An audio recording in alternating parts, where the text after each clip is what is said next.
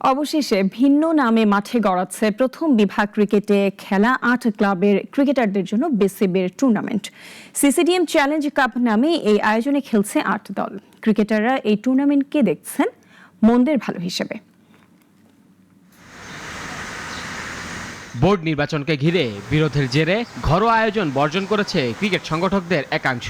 তাতে প্রথম বিভাগ ক্রিকেট খেলেনি ৮ ক্লাব। এই ক্লাবগুলোর ক্রিকেটারদের আন্দোলনের প্রেক্ষিতে চলতি মাসের শুরুতেই একটি টুর্নামেন্ট আয়োজনের কথা জানিয়েছিল বিসিবি।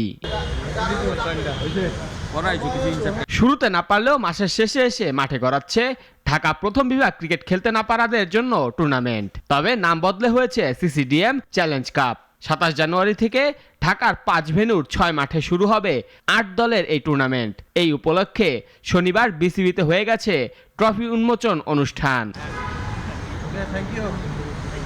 ট্রফি উন্মোচন শেষে গণমাধ্যমের সঙ্গে কথা বলেন বিসিবি পরিচালক আহসান ইকবাল চৌধুরী। ওই ঘাটতি তো আর এত শর্ট টাইমে সম্ভব না, কিন্তু যেটা আমাদের একটা কমিটমেন্ট ছিল ফাইন্যান্সিয়াল সাপোর্টটা দেওয়ার প্লাস খেলায় রাখার, আমরা ওইটাই করার চেষ্টা করছি। খেলায় থাকা টুর্নামেন্ট হওয়ায় এই টুর্নামেন্ট থেকে খুব একটা আশা করছেন না ক্রিকেটাররাও। এটা তো আসলে ঘাটতি পূরণ করার মতো, বাট তারপরও যেহেতু একটা টুর্নামেন্ট দিচ্ছে ওনারা, ডেফিনেটলি যদি এটাতে কিছু হইলেও অ্যাটলিস্ট ছেলেরা খেলতে পারবে, যে না কোনো কিছু পাওয়ার না পাওয়ার থেকে অ্যাটলিস্ট কিছু পাওয়া আর কি। ভাইয়ে ভাইয়ে কুন্তল হচ্ছে, ভাইয়েরা আসলে আলটিমেটলি ঠকছি।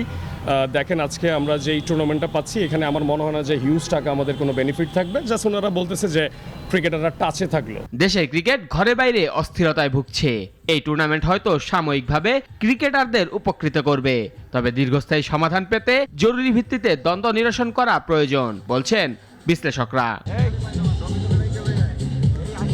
মেহেদী হাসান মুন্না, নাগরিক।